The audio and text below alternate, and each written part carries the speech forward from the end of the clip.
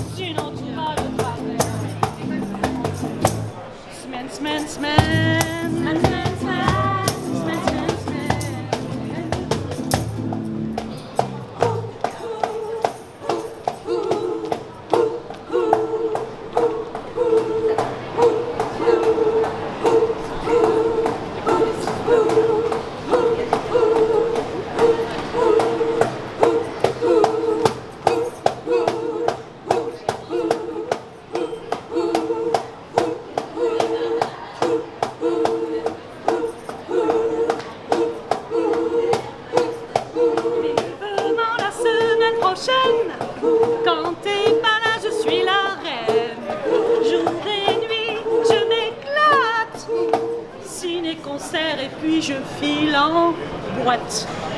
À moi les grasses mat. Semaine, semaine, semaine.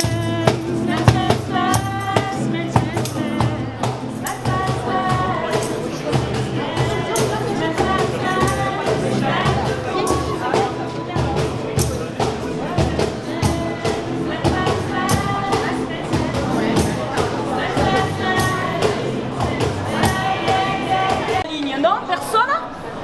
Alors écoutez, parce que nous on va vous le donner, hein, en fait. On s'en fout! C'est ça.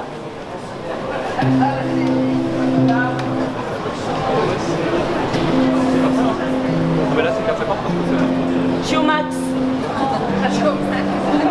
Je suis désolée, Chiomax. Je fais ce que je peux. Sois raisonnable. Restez simple. Poisson bouilli. Carottes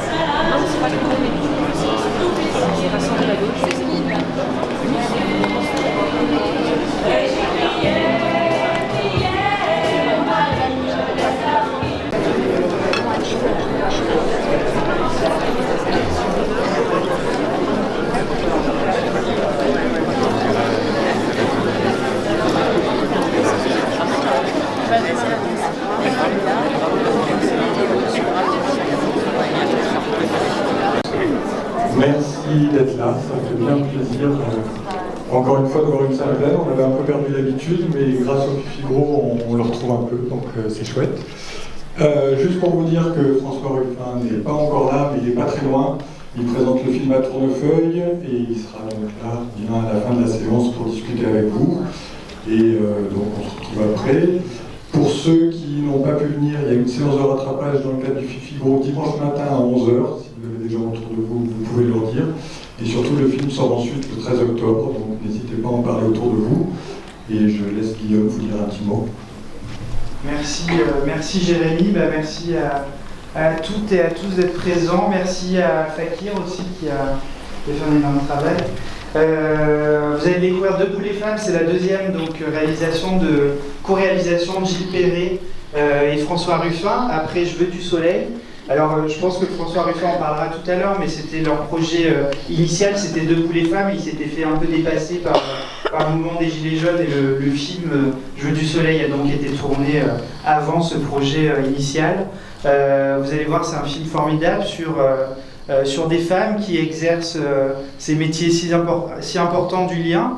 Et c'est aussi un film sur l'exercice de la politique. Alors une sorte de road movie parlementaire, effectivement, entre François Ruffin et un député de La République En Marche, Bruno Bonnel. Vous allez voir qu'ils fonctionnent un peu comme un duo burlesque, tous les deux. Donc voilà, il y a un peu de deux films dans ce film.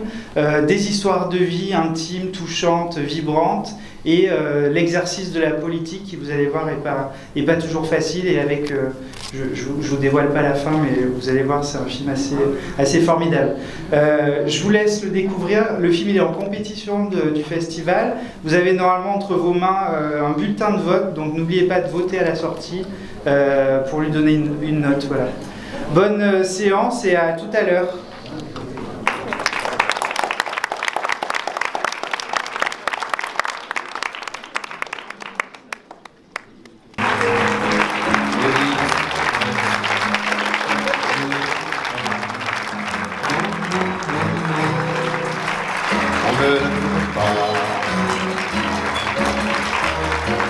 Le travail est nécessaire, mais s'il faut rester des semaines.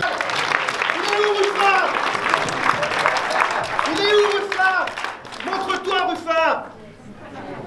On en a marre de députés comme ça, là. C'est scandaleux avec son acolyte Pierre Perret, là. Moi j'étais venu, moi le pape de l'église de la très sainte consommation, j'étais venu ici pour regarder Debout les femmes, je m'attendais à un hommage pour Thatcher. Je m'attendais à parler d'Angela Merkel, de Muriel Pénicaud. Est-ce qu'on a entendu un seul moment parler de Nadine Morano, de Roselyne Bachelot?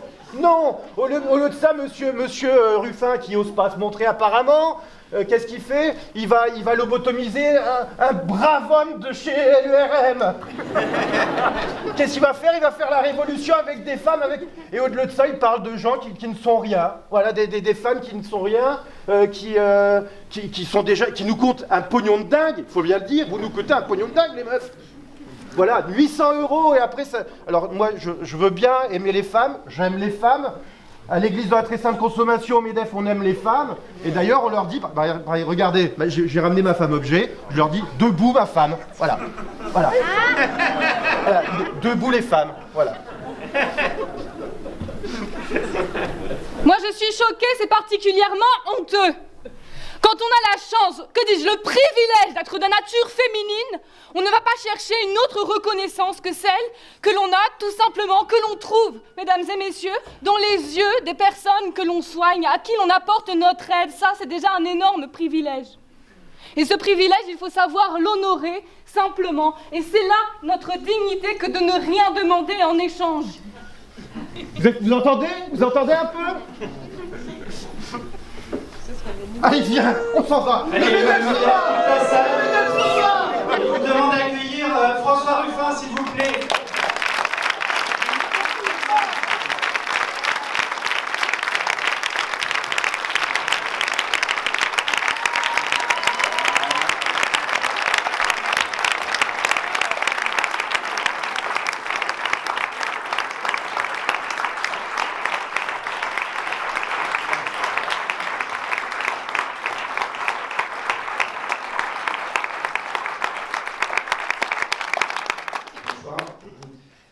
Je vous remercie pour vos applaudissements. Je sais que c'est pas à moi qui sont destinés, enfin peut-être un petit peu, mais c'est pour l'essentiel à Gilles évidemment, mais surtout aux femmes qui sont à l'écran et à toutes celles et ceux qui font, enfin surtout celles qui font les mêmes métiers qui sont à l'écran et qui, j'espère, je l'en vois au premier rang, se reconnaissent dans celles qui sont représentées. Donc je vous remercie surtout pour elles. Merci à vous.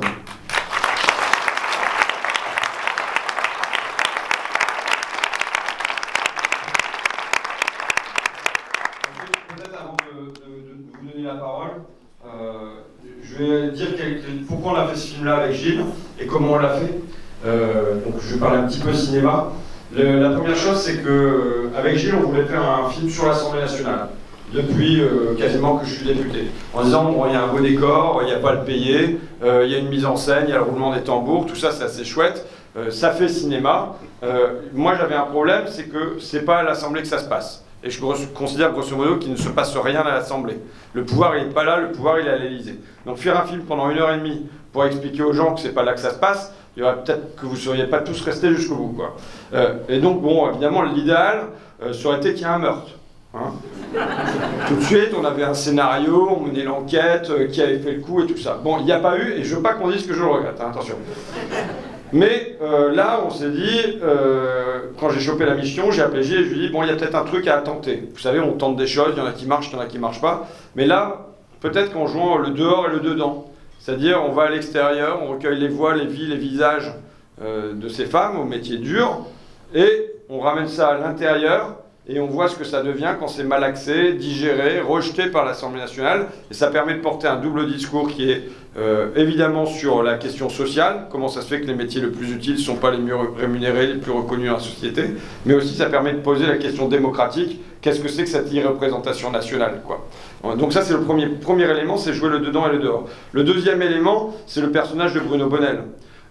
Parce qu'il y a un personnage là, même on forme un espèce de tandem un peu burlesque avec Laurel et Hardy, Bud Spencer, Terence Hill, un côté comme ça, quoi. Et aussi, on ne sait pas est-ce qu'on doit l'aimer, est-ce qu'on ne doit pas l'aimer, est-ce qu'il est gentil, est-ce qu'il est méchant, enfin voilà. Et donc des personnages qui donnent de l'incertitude, ça fait cinéma. Et la troisième chose, évidemment, c'est le Covid, qui fait que ce qui était sous-tendu et ce qui était une espèce d'intuition personnelle au départ, de l'importance de ces métiers-là, ça se trouve révélé presque comme on pourrait le dire en photographie, et c'est ce qui apparaît, notamment il y a une scène pour rendre hommage à Gilles que j'aime bien à la fin, alors que bon, tourner avec moi c'est très compliqué parce que je suis toujours pressé, on ne fait pas de repérage, Et Gilles à Dieppe, on arrive à Dieppe, il doit aller filmer les mouettes.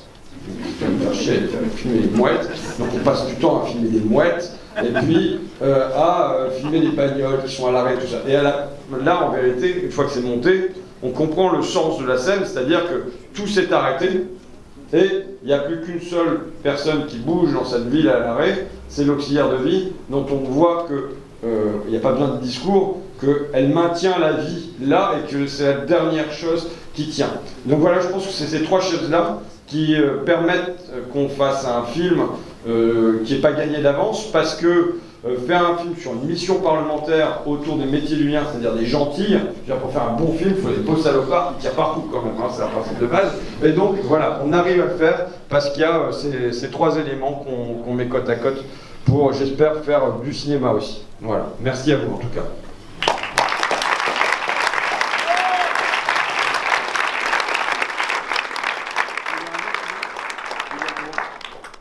Bon, je propose de donner la parole. Je vois deux auxiliaires de vie, et peut-être qu'il y en a d'autres dans la salle, et une accompagnante d'enfants en situation de handicap, peut-être qu'il y en a d'autres aussi dans la salle. Je vous propose de vous donner la parole, quoi. Voilà, allez-y, vas-y, viens.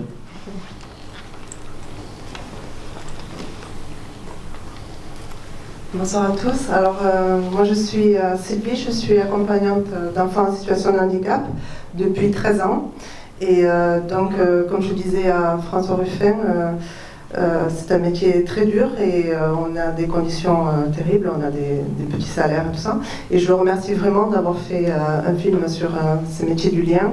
Et enfin, ça nous donne un petit peu d'espoir que quelqu'un s'intéresse enfin à nous, parce qu'on a vraiment l'impression d'être les oubliés. Et moi, je veux croire que notre situation va s'améliorer, qu'un jour on aura un vrai salaire et un vrai statut. Voilà. En tout cas, je vous remercie beaucoup. Je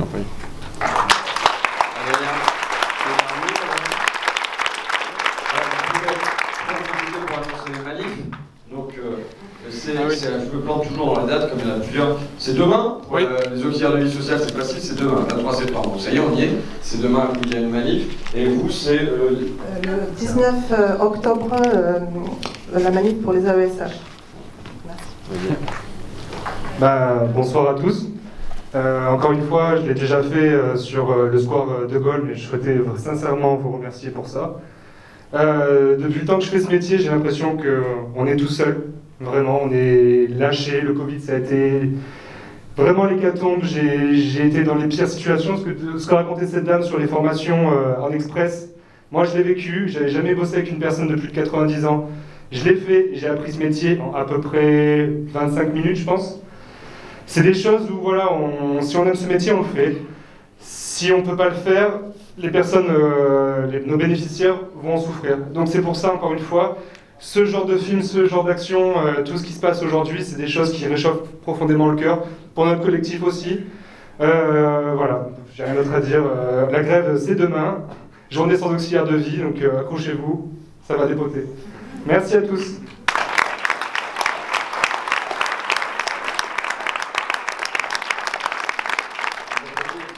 Allez-y, lancez les questions. J'en profite pour dire que j'ai les camarades de Fakir qui relèvent vos identités. Ça se fait maintenant, c'est comme ça. Non, pourquoi ? Parce qu'avec Gilles, je pense que nous, on essaie de fournir un outil. L'outil, on peut choisir de le laisser traîner sur l'établi ou bien de s'en saisir. Quelque part maintenant, nous, on vous considère comme étant des ambassadeurs de ça. Nous, on va essayer de faire que le film il ait plusieurs vies. Alors une vie dans les métropoles, dans les cinémas des métropoles, mais aussi je pense que c'est un film qui peut tourner en zone rurale.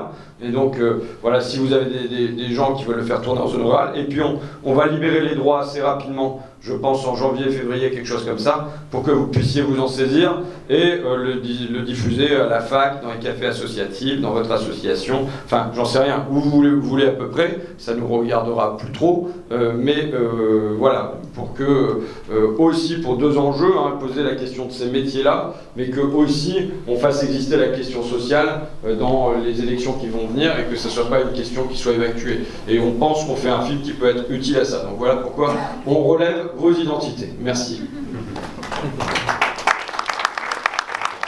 Allez-y. On a les micros, je vais les apporter. Alors on fait un homme et une femme, un Shabbat Abada.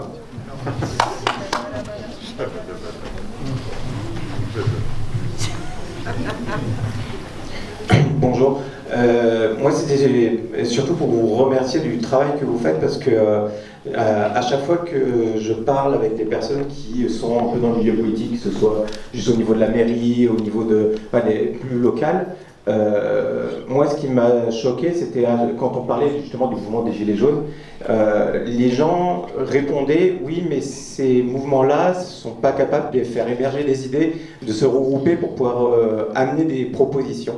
Et en fait, moi, ça me choque parce que justement, je trouve que vous faites ce qu'il faut, au contraire, c'est qu'on ne peut pas toujours demander aux gens qui sont en bas de toujours remonter. Il faut aussi que les gens qui sont en haut, qui ont la responsabilité, un certain pouvoir, descendent pour demander aux gens ce qu'ils veulent. Parce que si on ne demande pas aux gens, les gens ne diront pas ce qu'ils ont besoin, etc. Donc vraiment, merci, vous faites partie des rares personnes de ce métier qui va chercher la parole des gens. Merci. Une femme maintenant.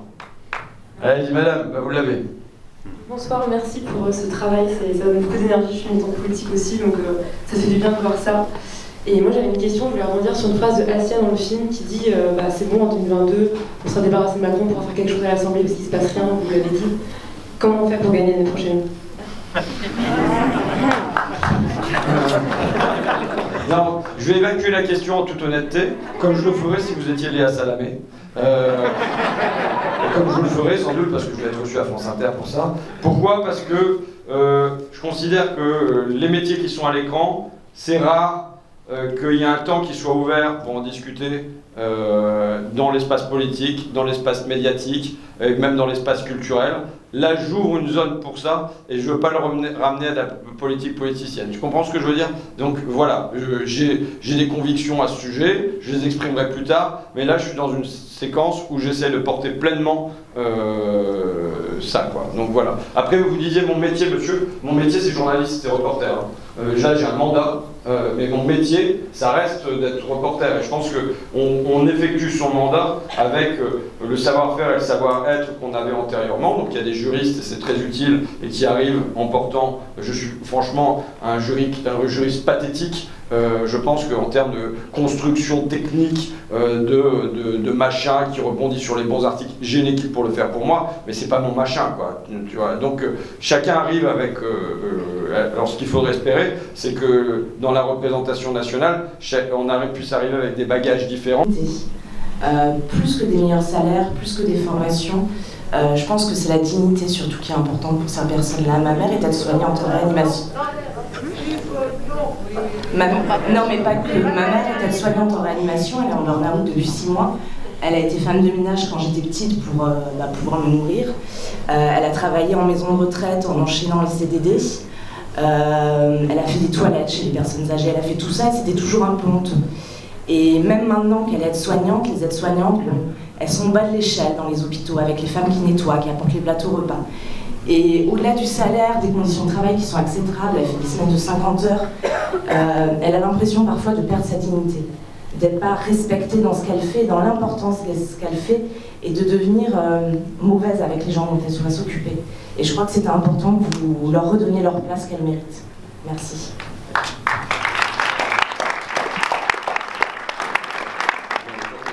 Bon, on ne peut pas déconnecter complètement le sentiment de dignité des conditions matérielles d'existence. Hein. Et pour moi, l'essentiel, sur le fond matériel, je veux dire quelque chose du fond spirituel, parce qu'au fond, j'ai surtout une fonction spirituelle. Mais sur le fond matériel, je pense qu'on ne s'en sortira pour les métiers qui sont à l'écran, moins par la revalorisation des salaires que par la transformation des horaires. La clé, c'est l'organisation du temps de travail. C'est-à-dire, moi je pense qu'il faut aller faire du travail en tournée, il faut des temps pleins pour des salaires pleins. Et donc du coup, il faudrait que ça soit organisé, qu'il y ait une équipe qui travaille de 7h à 14h, et puis il y a une équipe qui va venir travailler de 14h à 21h chez les auxiliaires de vie, par exemple. Vous voyez, donc, et de la même manière pour les agents d'entretien. D'ailleurs, c'est tout un enjeu autour de ce qu'on appelle l'intensification du travail. C'est quoi? C'est qu'une auxiliaire de vie on la paye sur le temps d'intervention strict, vous voyez, et on ne paye pas ce qu'il y a autour, le temps de préparation, le temps de transport, éventuellement, des choses comme ça. Et je dirais que c'est quelque chose qui a trait à tous les métiers populaires aujourd'hui, c'est on va vers l'intensification, c'est-à-dire, c'est le chauffeur Uber. Le chauffeur Uber, il est payé pour sa course, et pour le livreur Uber pour sa course, et point barre, vous voyez. Mais même les agents d'entretien, auparavant, on a accepté qu'à l'intérieur de leur temps de travail, il y ait une partie qui soit un temps de travail intense, de 6h à 9h à l'université, tout était vide, donc ils nettoyaient super vite les salles et tout ça, et en revanche, de 9h, enfin, ou de 10h à 13h, il y avait les étudiants, les enseignants qui étaient là, donc on avait le temps pour prendre un café, on vidait les corbeilles, c'était plus tranquille, c'est aussi ce qui physiquement permettait de soutenir le travail. Et aujourd'hui, on a gardé de ça que la partie la plus intense pour les agents d'entretien de 6h à 9h. Donc je pense qu'il y a un gros enjeu autour d'accepter que pour les métiers populaires, plus manuels, il y ait une part de travail qui soit moins intense. Un architecte, on ne lui demande pas de faire des plans toute la journée comme ça, et puis le moment où il lève son stylo, il n'est plus payé, vous voyez. Mais de la même manière, le journaliste, c'est ce qu'on dit dans le film, il n'est pas payé que pour le temps qu'il passe au micro. Donc ça, c'est, franchement, si on veut gagner des choses sur les conditions matérielles d'existence, pour moi, ça passe centralement par l'organisation des horaires. Et à peu près tous les métiers, animateurs et ainsi de suite, ce sont toujours des temps partiels, c'est-à-dire qu'il faut revoir l'organisation du temps de travail. Bon, ça c'est la première chose. Et après, ce que vous dites, moi je pense que c'est pertinent, en partie, c'est-à-dire que il va y avoir le sentiment de ne pas être représenté, d'être écrasé, et rien que le fait parfois de se dire qu'il y a des gens qui portent notre parole dans la société, ça permet de mieux respirer. Enfin, voilà. Moi, je sais que dans mon adolescence, j'allais mal, simplement aussi, parce que j'avais le sentiment que dans la sphère publique, il n'y avait personne qui portait ma voix, qui me représentait, dont je sentais qu'il traduisait en mots ce que je voulais porter. Et rien que le fait d'avoir ça, alors après c'est spirituel, mais rien que le fait d'avoir ça, je pense que ça peut apporter du mieux. L'élimination qu'on n'ait pas de vie, que ça soit invisible, qu'il n'y ait pas de vue de tous ces métiers-là, je pense que ça participe d'un mal-être aussi. Ça veut dire qu'on n'existe pas. Non seulement on vit mal, ça c'est sur le plan de vécu, mais en plus il y a un sentiment d'inexistence sociale, quoi. Monsieur. Oui, moi je vous autorise. Je prends là un peu plus loin. Merci. Tout d'abord, merci pour votre film. Moi, j'ai travaillé quelques mois seulement en tant qu'auxiliaire de vie pour personnes handicapées. J'ai eu la chance de pouvoir retrouver un travail plus en lien avec ce que je faisais avant rapidement. Et vous posez une question très intéressante dans le film du diplôme et de la qualification. La plupart de mes collègues et moi-même n'avions aucune qualification pour nous occuper des personnes. Et on s'est retrouvés, outre le fait d'être dans une situation physiquement et nerveusement difficile, face à un problème qui m'a semblé très grave et qui semblait peut-être pas forcément grave à tout le monde, c'est qu'on se retrouvait à faire des choses qui étaient illégales. C'est-à-dire qu'on fait des manipulations sans les personnes. Si la personne tombe, nous sommes responsables. Ni l'employeur, ni la personne handicapée qui nous l'a demandé. Et le fait d'avoir un texte permettant d'avoir des qualifications et d'avoir une feuille de route très précise de ce qu'on a le droit ou pas de faire, nous permet aussi, face à d'autres professionnels, moi c'est une infirmière qui a essayé de me faire faire des choses que je n'avais pas le droit de faire aux patients, ou même face à la personne dont on s'occupe, qui elle peut être demandeuse et qui ne se rend pas forcément compte, nous permettrait d'être plus fort et de pouvoir un peu pourrait permettre de nous défendre. Et cette question-là, du coup, de comment on reconnaît ce travail, comment on encadre en fait les différents métiers qui existent dans le soin, parce que moi j'étais pas une soignante et j'étais pas infirmier non plus, mais il fallait donner des médocs à un moment, quoi. Et c'est une question extrêmement importante parce que je pense que le jour où il y a un souci, c'est jamais l'employeur ou c'est jamais le bénéficiaire qui va prendre, c'est toujours systématiquement l'exploiter.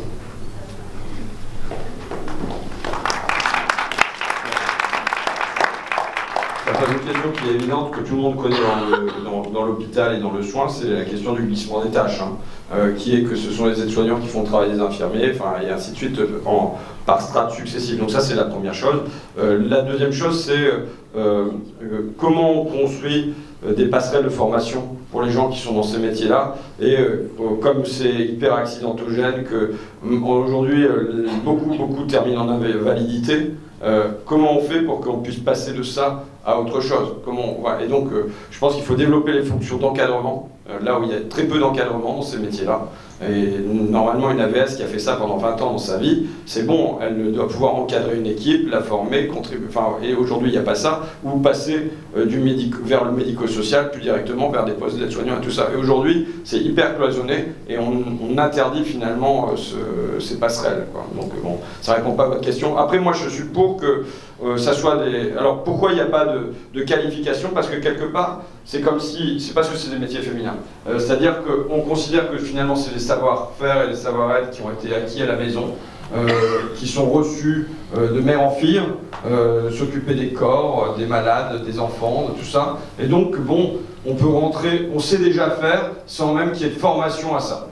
Alors moi, je suis pour à la fois que les professions restent ouvertes, c'est-à-dire qu'il n'y ait pas, on ne demande pas par exemple pour une AESH un diplôme de Bac+3.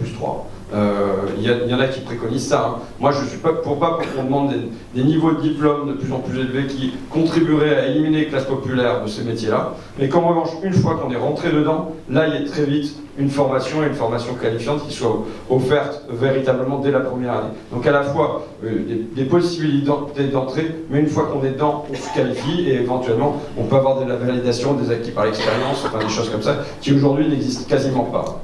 Et qui, je pense, contribuent au mal-être, parce que du coup, au bout de 30 ans, on est toujours dans le même poste et puis on a tout qui est brisé, quoi. En tout cas, grâce à votre transition, vous essayez de les regrouper dans les métiers du lien. Et je voulais savoir si, à votre avis, il y a quelque chose qui est en train de se créer avec tous ces métiers-là qui sont un peu séparés dans la société, qui ont un lien commun. Mais je ne sais pas si les travailleurs en eux-mêmes se sentent faire partie d'un même corps. Je pense que pour l'instant, c'est pas le cas.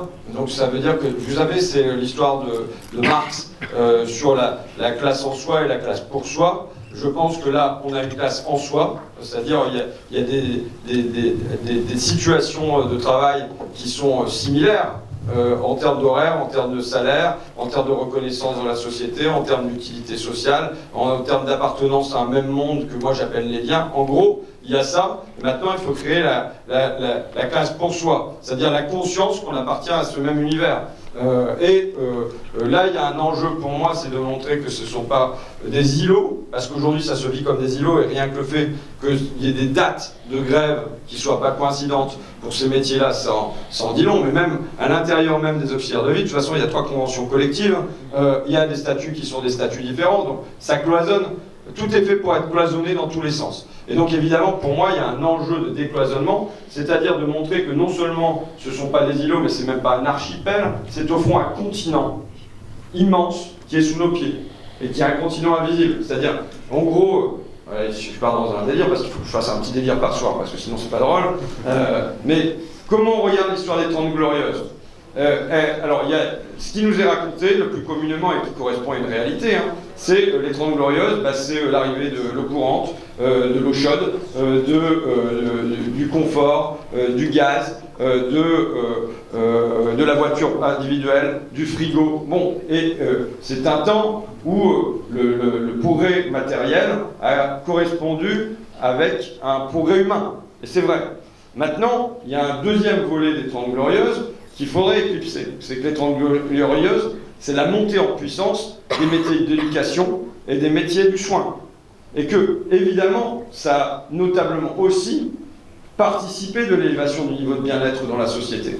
Et voilà, aujourd'hui on nous demande d'être hémiplégique sur le regard. Et donc ça pose la question, qu'est-ce qu'on considère qui va être le progrès demain ?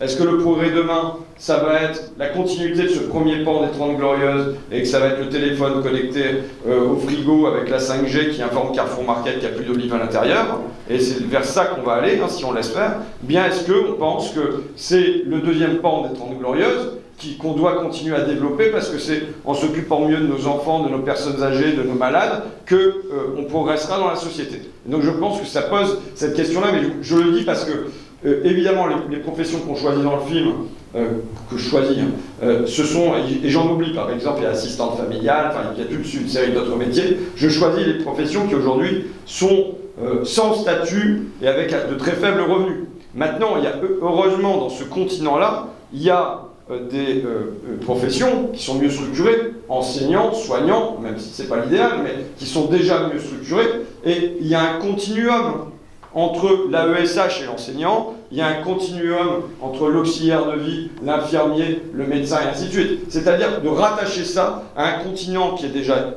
hyper existant sous nos pieds, même, allez, je vais faire le lien avec, pour moi, un grand bouquin qui m'a marqué, c'est le bouquin L'entraide de Pablo Servigne, donc je vous le recommande pour ceux qui ne l'ont pas lu. Pablo Servigne, il montre quoi? Entre autres, il montre que nos vies quotidiennes sont faites d'un continent d'entraide, de soutien aux autres. Voilà, bah, tout à l'heure, la scène qui s'est montée, place, c'était quoi le nom de la place? Hein? Charles de Gaulle, bon, il y en a eu parmi, évidemment. Bon, mais bon, voilà, il y a tout un soutien qui se fait pour que tout ça se crée de manière coopérative. Et au fond, on est tellement entouré de coopération et d'entraide qu'on ne le voit plus. Parce que la propagande officielle, c'est que tout doit passer par de la concurrence. Et donc, voilà, c'est un peu baroque et biscornu, mais moi je fais le lien entre le continent qu'on ne veut pas voir sous nos pieds, de ces métiers du lien qui sont déjà là massivement dans la société et qu'on peut contribuer à structurer davantage, et le continent de l'entraide, où on nous dit en permanence qu'il faudrait aller vers plus de concurrence, quoi. Oui, je vous remercie d'avoir effectivement donné la parole à tous les... C'est où, excusez-moi? Je suis là. D'accord. Donc je vous remercie d'avoir donné la parole à tous les oubliés, toutes les oubliées de ces métiers du lien. Et moi, ce que je trouve intéressant dans le film, c'est qu'à un moment donné, ça montre bien aussi la faillite du discours de la représentation politique, puisque bon, la loi, elle mérite d'exister, mais elle est rejetée. Et peut-être que la leçon qu'on doit tirer, c'est juste à la fin, quand on voit quand même qu'il y a eu des acquis qui ont été obtenus et par des luttes. Et il y a des luttes, vous avez rappelé les aides à domicile demain, les AESH le 19 octobre, même si pour l'instant, effectivement, elles sont éparpillées, mais elles existent. Et il y a aussi les femmes de ménage d'un hôtel de luxe qui ont gagné il y a quelques mois. Il y a des femmes de ménage à la Sorbonne qui sont en grève en ce moment aussi pour obtenir des conditions de travail dignes. Et toutes ces luttes, elles convergent. Et le 8 mars, par exemple, cette année, c'était aussi, s'intitulait le 8 mars des premières de corvée, et avec l'exigence de la revalorisation des métiers féminisés. Et vous avez très bien expliqué tout à l'heure, effectivement, pourquoi ils étaient mal considérés, et pourquoi, parce qu'ils font appel à des compétences soi-disant innées.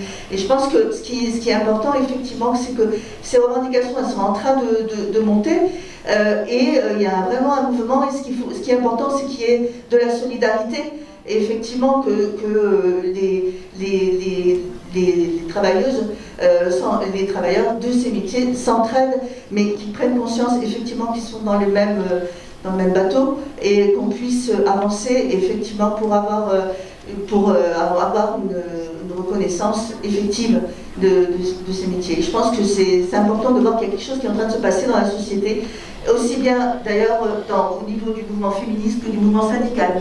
Et ça, je pense que c'est très important et il faut y être attentif.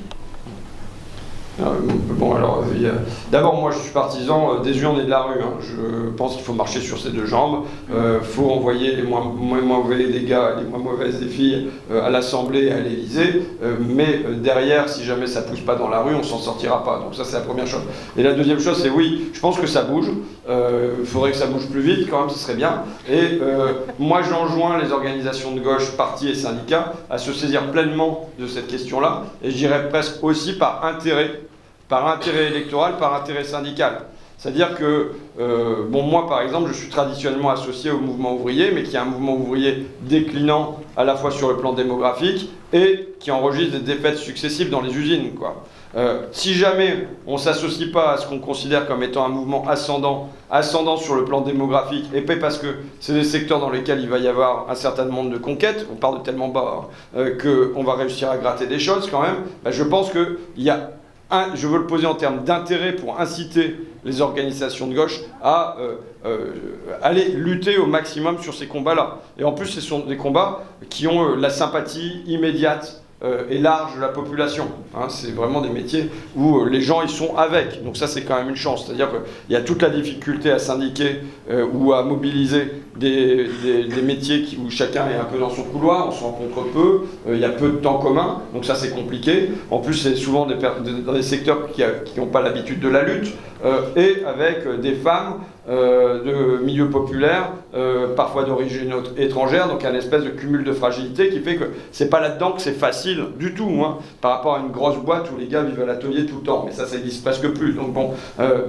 donc ceci dit, je pense que l'avenir, si on veut reconstituer, alors, sans vouloir faire de lien avec la question de 2022, mais si on veut reconstituer un bloc historique à même de prendre le pouvoir et de former une majorité dans le pays, ça passe par des larges fractions des classes populaires qu'on a perdues, et ça passe aussi par, à mon avis, montrer que ces métiers-là, qui sont aujourd'hui sans représentants, sans voix forte qui les porte, elles trouvent une voix, des voix, et un parti, un camp dont elles ont le sentiment qu'elles sont sérieusement défendues par lui, quoi. Voilà. Bonsoir. Bonsoir. Je vais juste préciser de la place d'où je parle. En fait, j'ai été auxiliaire de vie sociale, j'ai été animatrice en périscolaire, j'ai été AESH du temps où on appelait ça encore ABS, j'ai été auxiliaire de vie loisirs. En tout cumulé, je pense que j'ai dû bosser là-dedans pendant 2 ans, 2 ans et demi là. À chaque fois, j'ai arrêté parce que je me sentais trop mal et que ça se passait pas bien. Et de voir votre documentaire, ça me fait me rendre compte qu'en fait, j'ai été maltraitée dans ce milieu de travail-là. Là, ça fait plus d'1 an que je suis au RSA. Je veux travailler, je veux être utile, je veux être en lien avec des gens, je veux être en lien avec des enfants notamment. Je ne sais pas comment faire. Voilà, c'était pour la partie un peu plus témoignage. Et après, je voulais juste partager un peu mon ressenti par rapport à ce que j'ai vécu en tant qu'animatrice périscolaire. J'ai arrêté, j'ai bossé pendant 1 an l'année dernière, j'ai arrêté suite au Covid parce qu'en fait je me suis retrouvée isolée d'un seul coup, c'est un métier de lien et d'un seul coup il n'y avait plus aucun lien avec les enfants, avec les collègues, avec les parents. Enfin, j'étais toute seule à essayer de faire tenir quelque chose, j'étais même pas directrice de mon collège, bref, juste animatrice et genre, voilà, c'était juste un d'eux. Et je voulais juste donner l'information pour les personnes qui sont là, c'est qu'il existe un collectif qui s'appelle Toulouse Animation en lutte. Et je ne sais pas où il en est, parce que je ne sais plus trop les infos, mais en tout cas, il y a eu des périodes où ça bougeait bien, on est dans les manifs, on se rassemblait régulièrement. Et je voulais juste aussi dire que c'est quelque chose qui ne pourra peut-être pas se faire sans les parents, qui sont les premiers concernés par ce qui se passe avec leurs enfants à l'école. Et je voulais dire autre chose, ça va revenir. Parce que les parents se sentent concernés, vous avez rencontré les animateurs et les animatrices, parce que la plupart du temps, ils ne nous connaissent pas. Moi, j'avais la chance de travailler dans une école où les parents pouvaient encore rentrer dans l'école pour nous rencontrer, venir avec nous, même passer un temps avec nous, à jouer avec nous s'ils en avaient envie, ce qui était rarement le cas parce que les parents étaient souvent pressés, des fois ils sifflaient l'enfant au bout de la cour et puis c'était fini. Donc voilà, il y a des choses qui existent et en fait c'est très très dur de fédérer dans ces milieux-là et je me sentais un peu toute seule parce que malgré qu'on était payé entre 300 et 700 euros, les gens ont peur de perdre leur place et donc ils parlent pas et voilà, c'est très dur. Okay. Mais voilà, peut-être ça va aller mieux. Merci. Donc, il me semble que les animateurs de Toulouse sont en manifestation demain. Je ne sais pas si c'est avec vous, si c'est au même endroit ou pas. J'espère que c'est au même endroit. Les deux convergent. Bon, oui, on va réussir ça au moins. Voilà, donc, je les ai vus cet après-midi. Donc ça c'est une première chose. La deuxième chose c'est sur l'élimination des personnes qui sont les plus motivées dans ces métiers. Moi il y a eu Sophie Cluzel, secrétaire d'État au handicap, qui est venue à Amiens. Et j'ai prévenu la préfecture que je souhaitais que les AESH qui sont dans le film rencontrent Sophie Cluzel, parce que sinon il y aurait une manif, il y aurait du bordel. Enfin, bon. Et donc on a eu 1 heure de rencontre à la préfecture. Sur les 4, il y en a 3 Sandy qui est à l'écran, Asia et Ayat qui étaient en voie de démissionner parce qu'elles sont saoulées par la non-reconnaissance, par la perte de sens de leur travail, tout ça. Donc là on est dans un gâchis C'est un gâchis pour elle parce qu'il n'y a pas de validation des acquis par l'expérience. C'est un gâchis pour l'éducation nationale, c'est un gâchis pour les enfants parce qu'on va repartir de zéro.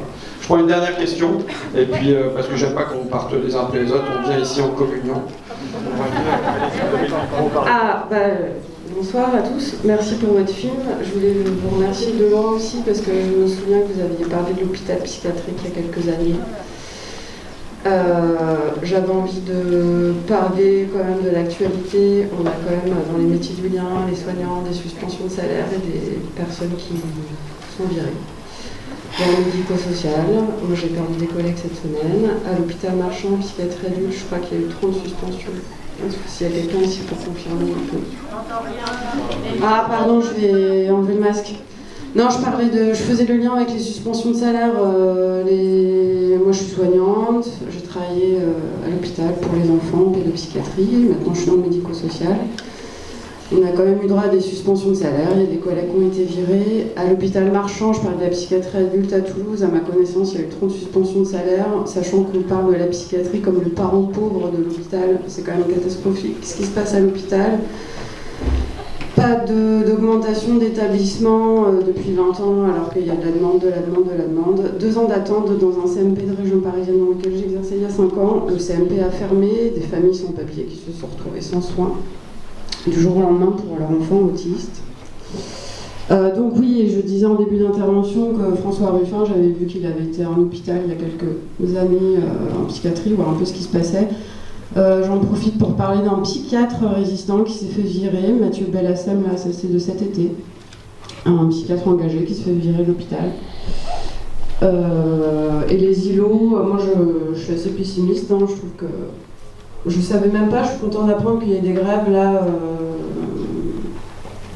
à Toulouse là sur les métiers représentés dans le film. Alors, j'avais pas ça en connaissance, mais je sais plus ce que je voulais dire. Ah oui, je voulais finir par parce que dans le film, à un moment, il y a le chef de service des urgences qui dit au lieu de mettre l'humain au service de l'économie, mettons l'économie au service de l'humain. Je trouve que c'était un très beau témoignage. Dans les métiers du soin à l'hôpital, je reviens, je voulais parler de la tarification à l'acte. Aujourd'hui, quand un psychologue doit recevoir 30-40 patients par semaine parce qu'il est payé à la rencontre, il n'a plus le temps de réfléchir, il n'a plus le temps de penser, il n'a plus le temps d'appeler l'AESH qui s'occupe de l'enfant, il n'a plus le temps d'appeler l'auxiliaire de vie, il n'a plus le temps de se mettre en lien, comme ce que vous décriviez tout à l'heure des îlots. Ça, on n'arrive plus à le faire parce qu'il faut qu'on rentabilise notre temps de travail. Voilà, pour conclure mon intervention. Merci pour Est-ce qu'il y a une intervention plus optimiste? Une dernière Bon, non, tu veux prendre la parole? C'est plus optimiste, hein? Bon, vas-y. Donc, merci pour ce film. C'est génial, notamment en tant que ministre, de voir cette mise en avant des femmes et pourquoi elles occupent principalement les métiers dévalorisés. Pour autant, moi, il y a un mot que j'ai entendu tout à l'heure et qui me questionne par rapport à pas par rapport à ce film, mais par rapport au combat politique en règle générale. Là, on est sur du catégoriel. La convergence des luttes, c'est pour quand? Parce que oui, il y a les métiers du lien, mais il y a aussi tout un tas d'autres métiers dévalorisés, dans la restauration, dans les supermarchés, des choses comme ça. Et il faudrait faire converger toutes les personnes, ce qu'on appelle prolétaires normalement, que c'est un mot qu'on n'entend plus trop, mais là, on est sur du catégoriel, c'est très intéressant. Mais est-ce qu'il y a quelque chose à faire pour faire converger les luttes? D'une part, sur le pessimisme, moi, je fais mienne la formule de Gramsci qui dit le pessimisme de la lucidité, l'optimisme de la volonté. Et si jamais, au milieu de la tristesse environnante, on voit bien tout ce qui ne va pas et tout ça, on ne trouve pas le chemin de la voie et de l'espérance, on ne va pas réussir à porter la société et de la porter vers un projet émancipateur, parce que moi je ne considère pas qu'on fait du catégoriel. Je pense que ce dont je parle dans le film, sans faire des grands discours autour, mais c'est de la possibilité d'un projet émancipateur qui pose la question du progrès demain. Qui pose la question de, voilà, une triple lutte pour moi, lutte sociale, des centaines de milliers de personnes à faire sortir de la pauvreté, lutte et féministe évidemment, puisque c'est majoritairement des femmes qui font ces métiers-là, mais même parce que si jamais c'est pas des femmes qui le faisaient de manière salariée, c'est des femmes qui le feraient au domicile avec une érosion de soi, hein, parce que s'occuper à plein temps d'un enfant, d'une personne handicapée, malade et ainsi de suite, ça contribue à des névroses et des psychoses qui ont été des souffrances essentiellement féminines parce qu'on leur demandait de rester au domicile pour s'occuper de ça. Donc voilà. Et la troisième chose, c'est que pour moi c'est un combat écologique. C'est quel progrès on choisit pour demain. Et voilà, donc je le perçois pas comme...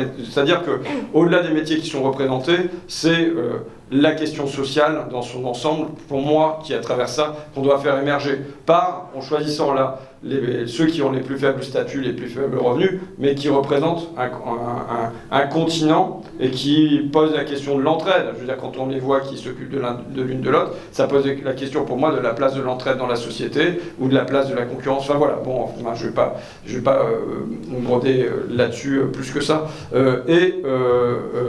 Donc oui, pour moi, voilà, on n'est pas dans le strictement catégoriel. Après, tu vois, même quand tu dis le service dans les restaurants, ça me fait penser dans Harry Potter, ça y est, on est bien parti, c'est Hermione, il me semble, qui découvre, qui au bout d'années à Poudlard, découvre qu'en fait il y a des elfes de maison qui sont dans les cuisines et qui nettoient les assiettes et qui préparent les repas. Et du coup qui décide je crois bien qu'elle devient même anorexique, non ? Elle entame une grève de la faim pour protester contre le traitement des elfes de maison. Tu connais peut-être mieux que ça que moi, parce que moi je les ai lus un peu avec mes gamins, mais pas plus que ça, quoi. Donc bon, ça pose la question, en effet, ça y est, c'est parti. Je vais faire le lien avec Cynthia Fleury, philosophe, qui dit que au fond, il y a un enjeu à mettre à nu les vulnérabilités. C'est-à-dire qu'on va considérer qu'il y a un certain nombre de personnes qui sont assistées dans la société, qui vont bénéficier de l'aide d'une auxiliaire de vie, d'un accompagnant d'enfants en situation de handicap, et ainsi de suite, mais qu'il faudrait mettre à nu la vulnérabilité des dominants, qui en fait sont des assistés permanents. Moi je suis un assisté permanent, on me porte ma gourde, j'ai mon sac, je vais sortir, il y aura une bagnole, enfin vous voyez, je suis un assisté permanent. Il y a mes parents qui s'occupent de mes gamins pendant que je suis pas là, bon voilà comment... Et donc je pense que mettre à nu par le service à domicile ou par la restauration toute la manière dont les dominants sont des assistés, c'est une manière aussi de déculpabiliser les autres et de, au fait, transformer ce qu'on appelle de l'assistance en une forme de coopération, de collaboration vers ceux qui en ont des besoins. Enfin, tu vois, un peu, bon, donc ça répond pas à ta question. Tu as envie d'aller plus loin. Allez, vas-y, c'est fini après ça. Non, moi, la question, c'est la question du lien entre les luttes, entre tous les précaires qui devraient se lier, pas juste dans un secteur puis et un autre, comme tu disais tout à l'heure, il y a 2 grèves à 2 jours différents. Il faut arriver à faire lier toutes les luttes de toutes les précarités. Voilà. Bon alors, j'ai deux remarques. Après, puis on arrête là parce qu'en plus, ça va pas être forcément positif. Mais moi, en plus, c'est dans ma bouche qu'on l'a mis pour Nuit debout. On m'a mis l'expression convergence des luttes. Et c'est parti comme ça. Moi, déjà, pour qu'il y ait convergence des luttes, il faut qu'il y ait lutte. Aujourd'hui, la réalité, c'est que dans la société, les fragments qui sont en lutte sont extrêmement ténus. Et donc, on ne peut pas faire reposer la transformation sociale sur des fragments comme ça. Donc, il faut se demander comment on donne, je veux dire un autre truc, mais comment on donne confiance aux gens, comment on leur donne un sentiment d'importance dans la société, qui fait que, à la place de se replier et de se mettre toujours en retrait, ils vont se dire... D'ailleurs, un mouvement que je trouve beau dans le film, c'est le mouvement vers la parole. C'est-à-dire qu'au début du film, c'est quoi qui se passe ? C'est que c'est moi qui prends la parole pour les agents d'entretien de l'Assemblée nationale. Ensuite, c'est les femmes de ménage de l'Assemblée nationale qui viennent me voir en catimini dans mon bureau, notamment Jeannette, et qui en sortent à pas de loup. Généralement, je ne suis pas dans la salle, mais les gens, ils rigolent à ce moment-là. Et en vérité, c'est le moment le plus tragique du film, quasiment, puisque ça dit la peur qui règne sur le cœur des salariés. Et donc finalement, Jeannette, elle va signer des pétitions, elle va aller sur la place du Palais Bourbon, ça on le voit pas. Et puis à la fin, c'est elle qui vient prendre la parole devant tout le monde. Je pense qu'il y a un mouvement, alors c'était quand il y a eu le mouvement MeToo, moi j'étais vachement content. Je me disais, quand est-ce qu'il y aura un mouvement MeToo des salariés ? Parce que il y aurait besoin d'une espèce de temps de libération, de visibilisation. Ça pose une autre question. Mais, et puis je termine vraiment là-dessus. Après, je fais une page de pub quand même, mais après, je termine là-dessus.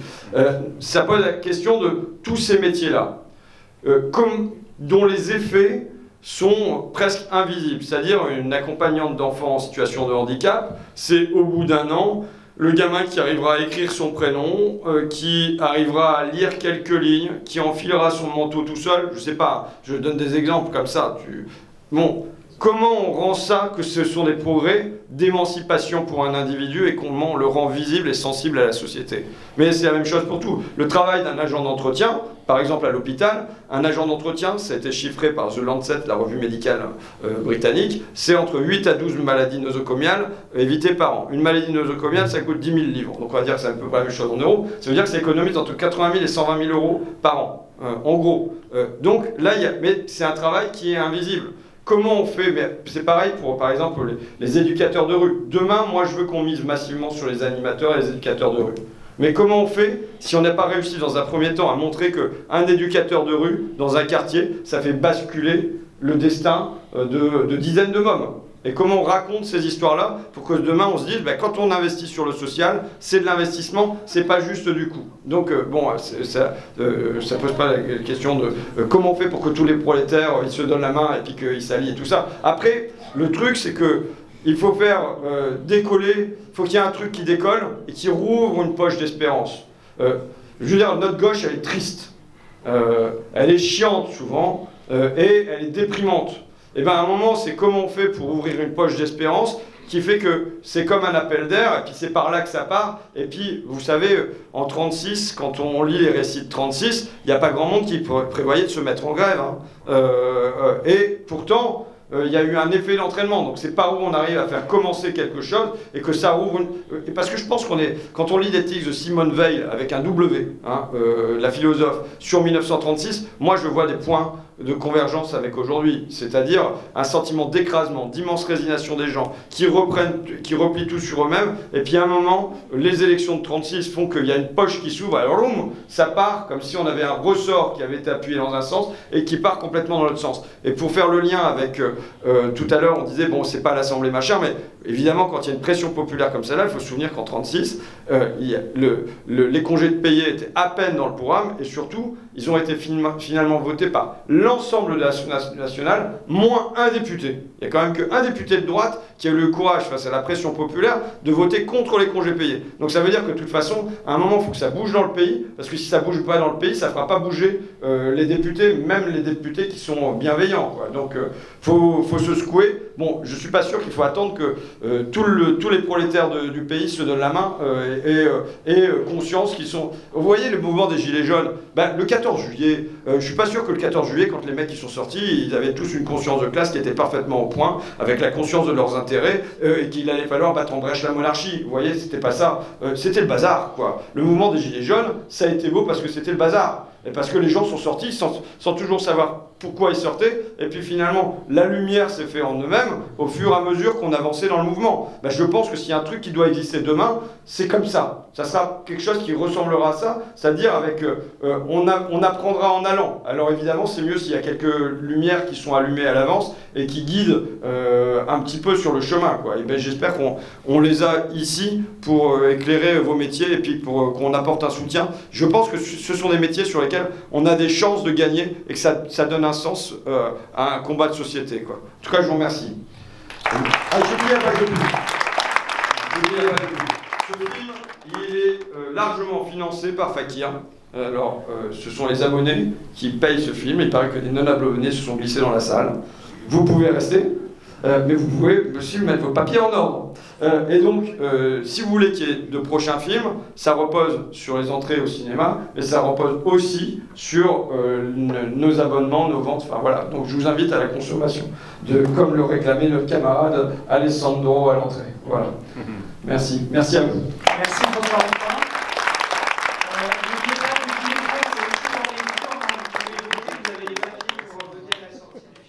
Deuxième projection du film dimanche à 11h. Bonne soirée. Mais j'ai pas compris quand vous papier là. Non mais faut déchirer juste la ligne.